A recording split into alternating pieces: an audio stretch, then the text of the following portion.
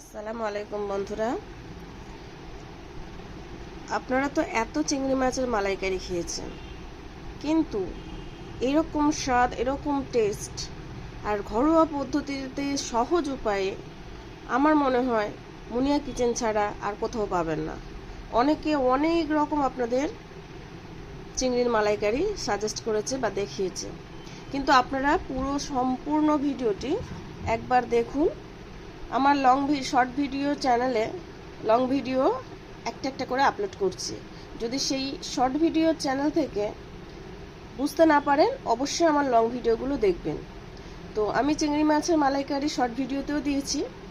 Short video যারা দেখেছেন তারা যদি কিছু বুঝতে না পারেন, আমার লং ভিডিওটা অবশ্যই ফলো করবেন।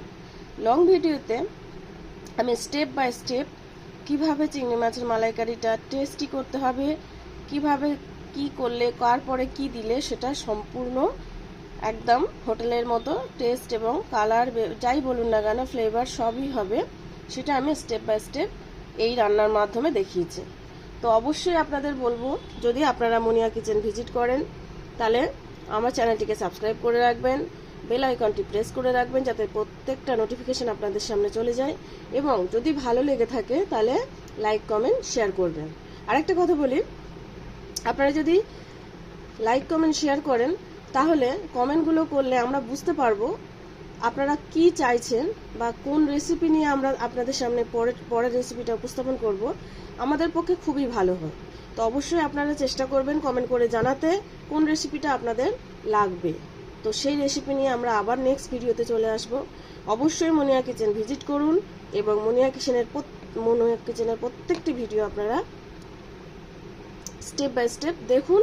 টিপস সহ আমি ভিডিওগুলো আপনাদের সামনে আনব, আর চেষ্টা করব প্রতিদিন একটা একটা নতুন নতুন টিপস দিতে। এই রান্নার মাধ্যমে আমি একটা টিপস দিচ্ছি, যেমন আপনারা মশলা কষানোর সময় মশলাগুলো সমস্ত দেওয়া হয়ে গেলে কষাতে কষাতে ওর সঙ্গে একটুখানি চিনি অ্যাড করবেন, মিষ্টি হওয়ার জন্য না, কালারটাও সুন্দর হওয়ার জন্য, ফ্লেভারটাও সুন্দর হওয়ার জন্য। তো এটাই ছিল আজকে আমার টিপস। অবশ্যই ভিডিওটি দেখবেন এবং শেয়ার করবেন, সাবস্ক্রাইব দিয়ে পাশে থাকবেন। তো হ্যাঁ বন্ধুরা, যেটা বলছিলাম, আমি চিংড়ি মাছের কোটা থেকে ভাজা পর্যন্ত আপনাদের দেখালাম না, সেটা আমি মুখে বলে দিচ্ছি। আপনারা প্রথমে চিংড়ি মাছগুলোকে ভালো করে ধুয়ে নেবেন, নিয়ে মাথাটা একটু কেটে সেখান থেকে ওর মাথার ময়লাটা অবশ্যই বার করে দেবেন। মাথায় একটা ময়লা থাকে, ওটা অবশ্যই বার করবেন। আর পিঠের ছেলে একটা শির থাকে, ওটা আপনারা হাত দিয়ে বার করতে পারেন, কোনো কাঠি ফাটি দিয়েও টেনে বার করে দিতে পারেন। দিয়ে ভালো করে চিংড়ি মাছটা ধুয়ে নেবেন, নিয়ে চিংড়ি মাছটাতে নুন, হলুদ, ঝাল, আর কিচ্ছু না, নুন, হলুদ এবং ঝাল মিশিয়ে ভালো করে সেটাকে একটা জায়গাতে অল্প একটু জল দিয়ে আপনারা কি করবেন, একটু জাল দিয়ে নেবেন বা একটু রান্না করে নেবেন। করে যখন জলটা পুরো শুকিয়ে যাবে, জলটা একদম অল্প দেবেন, জলটা যখন শুকিয়ে যাবে ওই চিংড়ি মাছটা আপনি তেলে ফেলে কড়াইতে তেল দেবেন। কড়াইতে তেল দেওয়ার পরে তেলটা যখন গরম হবে তখন ওই কড়াইতে আপনি অন্য কিছু দেবেন না, জাস্ট ওই মাছগুলোকে দিয়ে উল্টে পাল্টে নেড়ে চেড়ে যখন দেখবেন একটু লাল লাল কালার হয়ে আসছে বা ভাজা ভাজা হয়ে গেছে, একটা ফ্লেভার ছাড়বে, তখন আপনারা চিংড়ি মাছটা নামিয়ে নেবেন। তারপরের স্টেপ আমি আপনাদের পরপর দেখাচ্ছি, কিন্তু ওইটুকু শুধু আমি ভিডিও করতে পারিনি, যে সেজন্য আপনাদের মুখেই বলে দিলাম। আপনারা অবশ্যই বুঝতে পেরেছেন, না বুঝতে পারলে কমেন্ট করে আমাকে জানাবেন।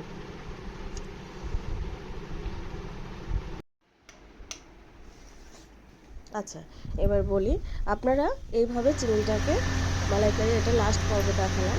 এবার আমি নারকেলটাকে করেছি ভালো করে তুলে নিয়ে এটা ছোটো ছোটো টুকরো করে তুলে নিয়েছি।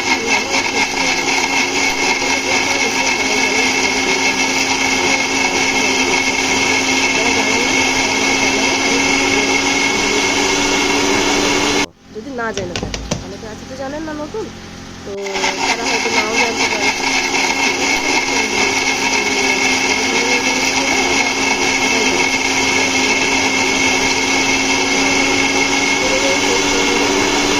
পেস্ট করে নিয়ে আমি একটা পাতলা কাপড়ে ওর দুধটাকে পুরো ঢেলে দিলাম। আর মনে রাখবেন জল অবশ্যই দেবেন, নাহলে কিন্তু নারকেলটা পেস্ট হবে না।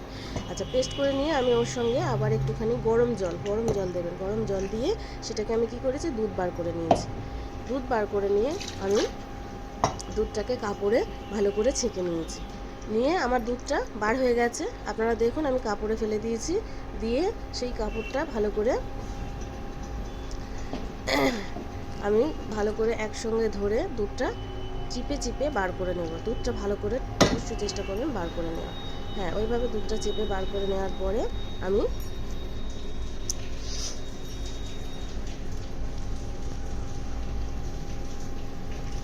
এবারে কড়াইতে তেল আজকে দেখাবো চিংড়ি মাছের মালাইকারি। পরে যখন গরম হয়ে গেছে তেল দিয়েছি, তেলের সঙ্গে আমি গোটা মশলা দিয়েছি, মশলাটা দেখানো হয়নি। আমি এর সঙ্গে তেজপাতা দিয়েছি, কাঠ দিয়েছি, দারচিনি বলুন কাঠ বলুন দিয়েছি, আর এর সঙ্গে দিয়েছি একটু তেজপাতা। প্রথমে কড়াইতে তেল দিয়েছি, এলাচ তেজপাতা তেল দিয়ে তেজপাতা দিয়েছি, তেল গরম হয়ে গেলে আমি দিয়ে দিয়েছি শুকনো মশলা, এলাচ, লবঙ্গ, কাঠ দিয়েছি। আর এর সঙ্গে আমি পেঁয়াজ, কাঁচা জিরে মরিচ আর কাঁচা লঙ্কা বেটে পেস্ট করে রেখেছিলাম সেটা দিয়েছি। পেঁয়াজের কাঁচা গন্ধ ছাড়িয়ে কিন্তু সেটা টেস্ট অন্যরকম হবে। আমি সবসময় বলেছি রান্নার সবথেকে মানে টেস্ট হয় এটা টিপসগুলো ফলো করে একটু লাল হওয়া পর্যন্ত এটা করতে থাকবে। যখন এমন হবে তখন আমি এর সঙ্গে রান্নার স্বাদ বহু গুণে বেড়ে যাবে। তো আবারও বলছি, আমি এবারে এর সঙ্গে আদর করে মশলাগুলো অ্যাড করবো। এই আমার পেঁয়াজটা অনেকটা ভাজা ভাজা হয়ে এসছে, ভাজা ভাজা হয়ে এসে যখন ওর ফ্লেভারটা ভাজা ফ্লেভারটা হয়েছে তখন আমি এর সঙ্গে একে একে মশলাগুলো অ্যাড করবো। দিয়ে দিলাম আদা রসুনের পেস্ট এবং এর সঙ্গে প্রত্যেকটা মশলা ভালো করে খেয়াল করুন। আমি কিন্তু সমস্ত মশলাগুলো ঘরের উপকরণ দিয়ে আমি টমেটো, বাইরে কোনো মশলার সঙ্গে দেবো না। তো তার সঙ্গে আমি কাঁচা লঙ্কা দিলাম, দিয়ে টমেটো কুচি দিলাম, আদা রসুনটা একটু নাড়াচাড়া করে নেবেন, নিয়ে তারপরে এটা দেবেন। তো এটা দেওয়ার পরে আমি আবার টমেটোটা নাড়তে থাকবো যতক্ষণ না পর্যন্ত টমেটোর কাঁচা ফ্লেভারটা চলে যাবে। তো নাড়তে নাড়তে যখন কাঁচা ফ্লেভারটা এর সঙ্গে থেকে চলে যাবে বা এর মধ্যে থেকে চলে যাবে তখন আমি এর সঙ্গে যখন আসবে তখন এর সঙ্গে এক এক করে এবারে আমি মশলাগুলো অ্যাড করবো। জল অ্যাড করবো, জলটা অ্যাড করে দিয়ে এবার একে একে আমি সেই মশলাগুলো আমি এর সঙ্গে অ্যাড করবো। যেমন এই দিচ্ছি আমি এটা কিন্তু কাশ্মীরি লঙ্কার গুঁড়ো। হ্যাঁ, এটা কাশ্মীরি লঙ্কার গুঁড়ো দিলাম, এটা দিয়েছি শুধুমাত্র কালার হওয়ার জন্য। এবার দিলাম আমি হলুদের গুঁড়ো, হলুদের গুঁড়ো দিলাম। হলুদের গুঁড়ো দেওয়ার পরে এর সঙ্গে আমি এক এক করে মশলাগুলো অ্যাড করছি, আপনারা ভালো করে খেয়াল করুন। হ্যাঁ, প্রথমে আমি দিয়েছিলাম লঙ্কার গুঁড়ো, তারপরে হলুদের গুঁড়ো, তারপরে দিলাম কাশ্মীরি লঙ্কা, এই আমি দিলাম। এখন অল্প করে তো এটা দেওয়ার কারণ একমাত্র কালার আনার জন্য এবং এটা যাতে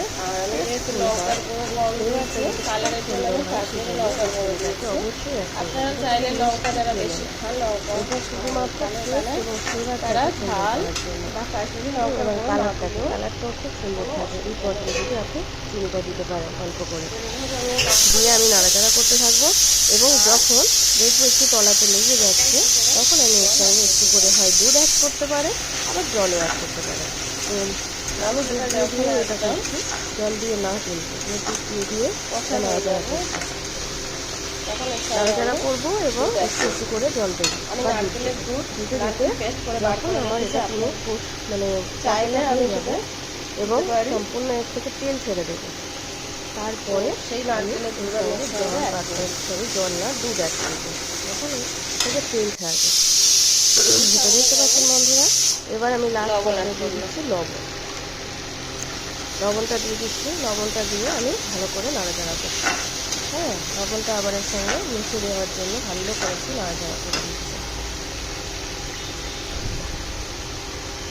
এবার আমি এর সঙ্গে দুধটাকে অ্যাড করব। আমার হয়ে এসছে, এবার দেখুন আমার রেডি চিংড়ি মাছের মালাইকারি।